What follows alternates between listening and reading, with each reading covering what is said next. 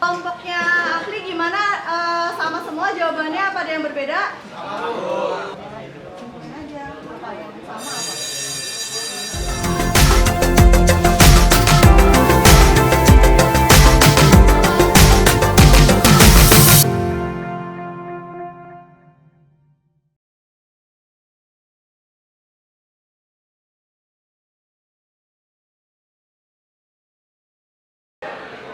Assalamualaikum warahmatullahi wabarakatuh. Perkenalkan, nama saya Irani Mugiati, mahasiswa PPG dalam jabatan tahun 2022, kategori 2, Universitas Negeri Jakarta. Pada pembelajaran kali ini, saya akan menggunakan model pembelajaran problem based learning. Pada mata pelajaran kimia, materi ikatan kimia di kelas 10 TJKT. Mari ikuti pembelajaran yang akan saya laksanakan hari ini.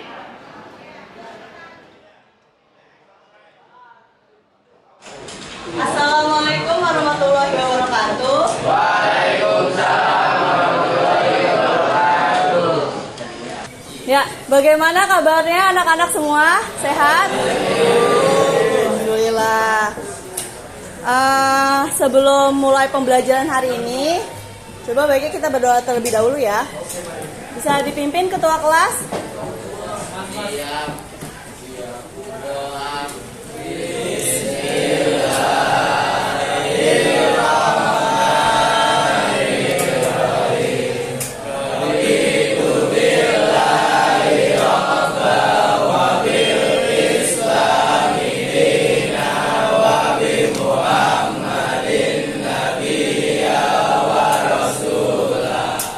Oke, sebelum mulai pembelajaran, saya pengen cek kehadiran terlebih dahulu ya. Untuk hari ini ada yang tidak masuk? Siapa aja? Lalu Fatir, siapa? Fatir Al-Fikri. Fatir Al-Fikri udah masuk. Sakit? Galuh, sakit juga ya? Ada lagi? Udah ya, 2 orang aja ya? Oke, baik. Ya, semoga teman-teman kalian yang sakit ini, semoga penyakitnya cepat diangkat ya. Untuk hari ini, kita akan mempelajari mengenai materi mengenai kestabilan unsur. Nah, materi kestabilan unsur ini masuk kepada bab ikatan kimia. Begitu. Ini udah siap semua kan untuk belajar? Karena masih pagi, jadi harus semangat. Oke. Nah, sebelumnya saya bacakan dulu ya mengenai kompetensi dasar, indikator pencapaian kompetensi, dan tujuan pembelajaran untuk hari ini. Jadi untuk kompetensi dasarnya, yaitu kompetensi dasar 3.3, menganalisis proses pembentukan ikatan ion, ikatan kovalen, dan ikatan logam, serta interaksi antar partikel, baik atom, ion, molekul, materi, dan hubungannya dengan sifat fisis materi. Kemudian kompetensi dasar 4.3 menyajikan pembentukan ikatan ion, ikatan kovalen, dan ikatan logam yang terjadi pada beberapa senyawa dalam kehidupan sehari-hari. Untuk indikator pencapaian kompetensinya, jadi indikator pencapaian kompetensi 3.3.1 itu menentukan kecenderungan suatu unsur untuk mencapai kestabilannya. Kemudian 4.3.1 itu menyajikan hasil diskusi kelompok mengenai kecenderungan suatu unsur untuk mencapai kestabilannya. Nah, sebelumnya untuk LKPD itu udah saya bagikan ya ke kalian ya. Nah, jadi hari ini kita pembelajarannya menggunakan LKPD. Nah, sebelum nantinya kita bahas LKPD, kita review dulu ya materi sebelumnya. Itu mengenai yang pertama itu mengenai unsur dan senyawa. Nah, ada yang tahu perbedaan unsur dan senyawa itu apa? Bedanya unsur dengan senyawa apa? Unsur itu adalah materi yang tidak dapat dibagi-bagi lah di bentuk materi yang paling sederhana. Kemudian kalau senyawa itu apa? gabungan dari dua unsur atau lebih. Nah, kalau misalnya di sini kita bicarakan mengenai konfigurasi elektron. Nah, coba kalian lihat untuk konfigurasi elektron sulfur 16S. Nah, konfigurasi elektronnya akan seperti apa? Konfigurasi elektron dari sulfur. Kan nomor atomnya 16, berarti oke, akan jadi 286. Kemudian materi ikatan kimia ini sebenarnya ya berkaitan ya, atau ada di dalam kehidupan sehari-hari. Kalau misalnya contohnya aja, kalau kalian ke dapur ya kan, kalian ke dapur ngelihat ada apa aja tuh? Ada air putih ya kan, kemudian ada minyak, kemudian ada gula, kemudian ada garam. Nah, ini merupakan bentuk apa? Unsur, senyawa, apa campuran? Ya, apa? Senyawa. Nah, gimana sih cara mereka ini saling berikatan gitu untuk membentuk materi-materi ini? Nah, nanti akan kita bahas ya. Nah, untuk orientasi masalah bisa kita lihat di sini, atau silakan dibuka LKPD-nya yang halaman 3. Jadi garam dapur atau natrium klorida yang bisa kita tulis NaCl itu merupakan kristal putih yang tersusun dari unsur-unsur logam natrium dan klorin ya. Logam natrium sendiri itu adalah salah satu logam yang sangat reaktif. Saking reaktifnya, logam natrium itu harus disimpan di dalam minyak tanah agar tidak bereaksi dengan udara terbuka. Jadi kalau natrium itu bereaksi dengan air atau dengan udara, oksigen gitu ya, dia gampang meledak gitu, eksplosif sifatnya. Nah, jadi itu, jika sedikit saja logam natrium bertemu dengan air, itu bisa menimbulkan letupan. Begitu juga dengan gas klorin, dia memiliki sifat racun gitu ya, yang berbahaya. Nah, natrium yang reaktif ini bisa membentuk suatu senyawa dengan klorin yang beracun, membentuk senyawa garam yang justru sangat aman untuk kita konsumsi gitu. Jadi si natrium yang awalnya bersifat reaktif, klorin yang awalnya sifatnya racun, tapi kalau pas lagi mereka digabungkan, nah mereka menjadi suatu senyawa yang justru aman untuk kita konsumsi. Oke, baik. Kemudian kita amati juga. Kalian pernah melihat balon udara atau lampu neon? Nah, kalau balon udara nih lihat di mana nih? Ini ada tuh yang di film apa tuh? Hah? Oh, yang di Nah, faktanya nih, selain gas mulia, hampir semua unsur yang ada di alam semesta ini itu merupakan bentuk senyawa gitu. Jadi selain yang berada pada gas mulia, biasanya tidak ada unsur yang ditemukan bebas. Biasanya dalam bentuk senyawa. Nah, coba kalian lihat bacaan ini.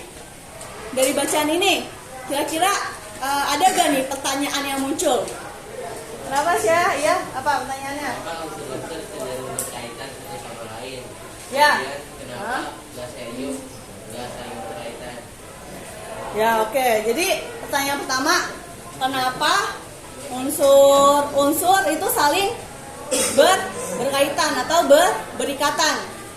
Nah, kenapa tuh kira-kira? Terus kenapa kalau di golongan unsur-unsur yang di golongan gas mulia ini justru jarang gitu ya ditemukan berikatan? Nah, kenapa kira-kira? Sebelumnya coba kita bentuk kelompok terlebih dahulu ya. Nah, coba bentuk kelompok yang sudah ditetapkan oleh saya waktu itu. Ada berapa kelompok? Ya, oke. Ya, ada 6 kelompok. Silakan coba untuk berkelompok dengan teman-temannya.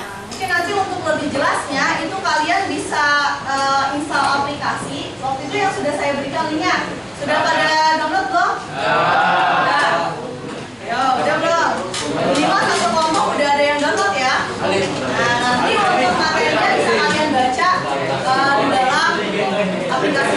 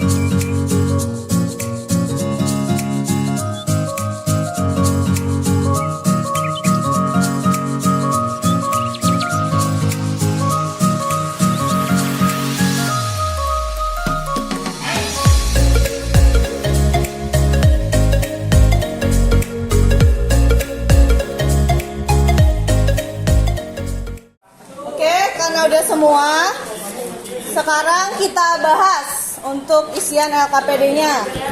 Nah, kita mulai dari yang sini ya. Oke, kita mulai dari tabel kegiatan yang ini. Coba saya minta untuk kelompok 1, untuk perwakilannya silakan maju untuk melengkapi tabel ini. Ya, untuk kelompok 1 siapa yang mau menjadi perwakilannya?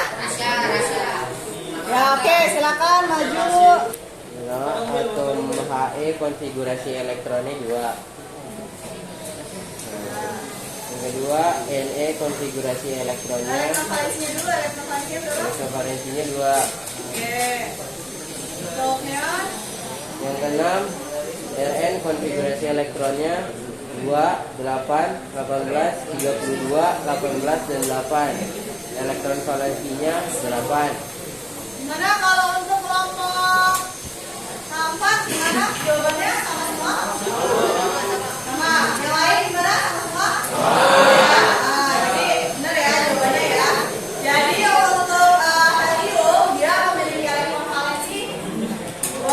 Kemudian neon, argon, krypton, xenon dan radon dia memiliki elektron valensi 4. Oke, terima kasih, tepuk tangan buat kelompok 1.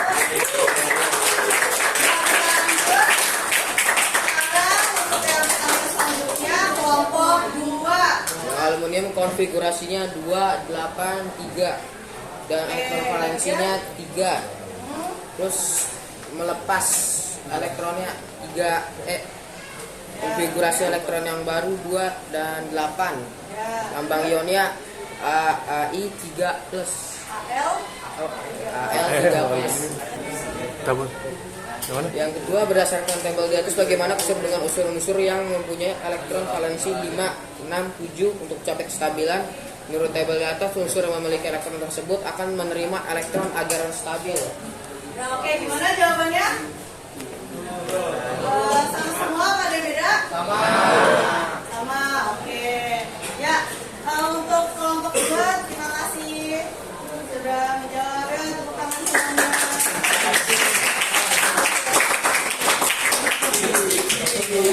Kenapa unsur-unsur cenderung untuk saling berkaitan? Jawaban kelompok apa, Pak?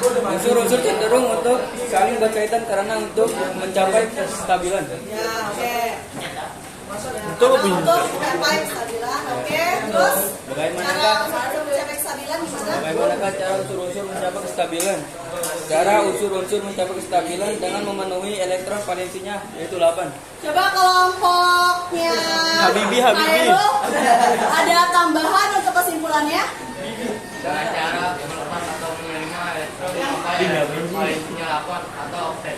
Oke, berarti yang kedua ya. Jadi untuk mencapai kestabilan gimana tadi?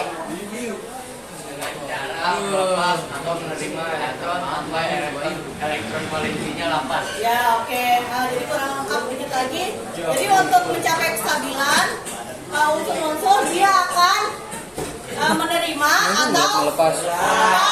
elektron sampai dia memenuhi konfigurasinya itu. 8. Oke. Udah nih. Sudah. Berarti udah sama semua ya jawabannya? Apa ada jawaban lain? Dari kelompok lain? Udah sama semua? Oke, silakan. Udah nih, Bu. Udah kelompok 3. Ya, kasih tepuk tangan. Buat kelompok 3 ada malu-malu ya anak-anaknya. Untuk yang pertemuan hari ini, silakan nanti dibaca-baca lagi ya LKPD-nya. Diingat-ingat lagi. Nanti di pertemuan selanjutnya. Untuk pertemuan selanjutnya kita akan membahas mengenai struktur Lewis dan ikatan ion. Nah, KPD-nya masih yang sama ya. Nanti kita akan masuk ke kegiatan belajar yang kedua gitu. Jadi nanti dibaca-baca lagi materi yang sebelumnya, yang hari ini kita pelajari. Kemudian nanti kita bertemu materi struktur Lewis dan ikatan ion. Oke? Untuk hari ini saya cukupkan. Terima kasih. Wassalamualaikum warahmatullahi wabarakatuh. Waalaikumsalam warahmatullahi wabarakatuh.